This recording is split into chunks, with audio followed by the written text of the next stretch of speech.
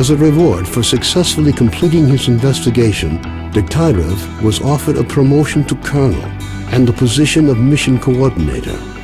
He declined the opportunity to work at the HQ and submitted a personal request to be sent to the zone as the USS Permanent Observer. The information about the development of psi devices obtained by S.T.A.L.K.E.R alerted USS commanders. All the information gathered on X-designated laboratories was removed from military archives and filed as top secret. All personnel working in the zone were ordered to prevent the disclosure of information about the laboratories at any cost. Several experimental samples were made on the basis of technical documents for Item 62. Following a set of test trials, it was decided not to go ahead with large-scale deployment of the weapon due to the high cost of ammunition.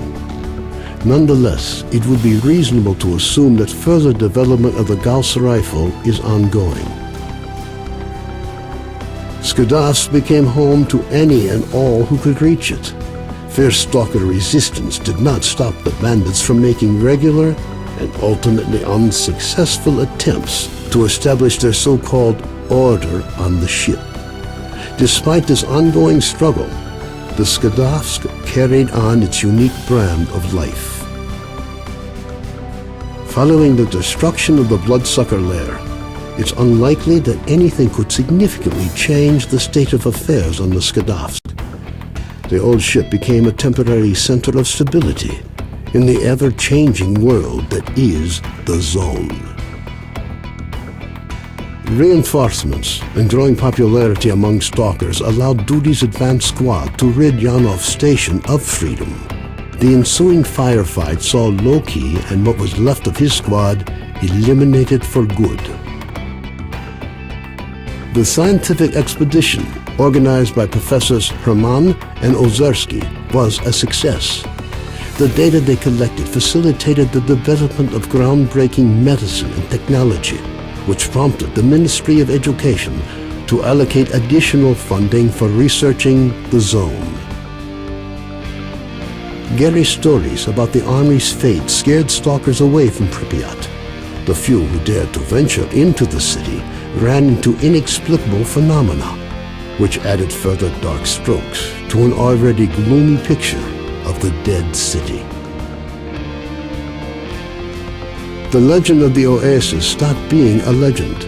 The identity of those who managed to find the way to the secret anomaly became an increasingly regular topic of conversation among stalkers. Despite this, the number of adventurers trying to find it remained high, something the bandits were quick to take advantage of, with constant offers to lead stalkers to the Oasis, which usually ended in muggings at a safe distance from stalker camps. Organized mercenary squads continue to be active in the Zone.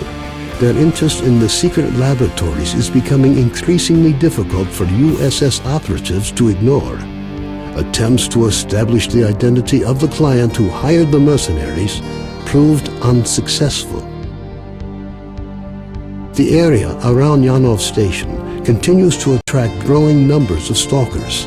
The lack of dangerous mutants and abundance of anomalous areas have led to the area being referred to as a treasure trove, with increasing regularity.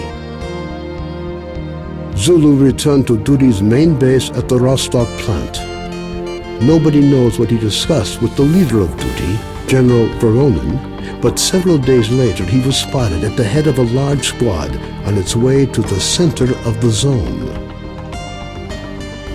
Vano headed off to the Freedom-controlled military warehouses, where his cheerful personality and optimism quickly earned him the popularity they merited.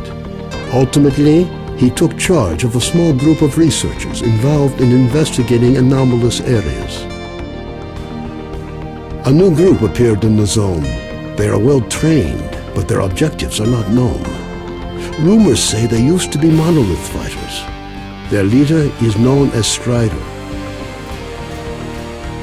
Senior Lieutenant Sokolov continued to take part in flying missions over the Zone. During one such recon flight over Limansk, His aircraft was shot down by mercenaries. 2 weeks later, he was picked up by a patrol near the cordon. Within a month of his rescue, Sokolov had left the Air Force, joining a civil airline instead.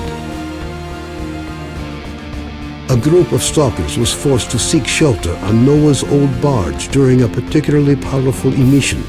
When the barge was attacked by a horde of snorks afterwards, stalkers were forced to concede that the barge was as good a defense against mutants as anything they'd seen.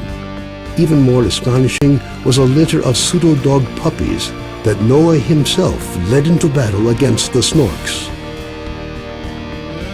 Having found out about his friend's fates, Cardin gave up dreams of a stalker career.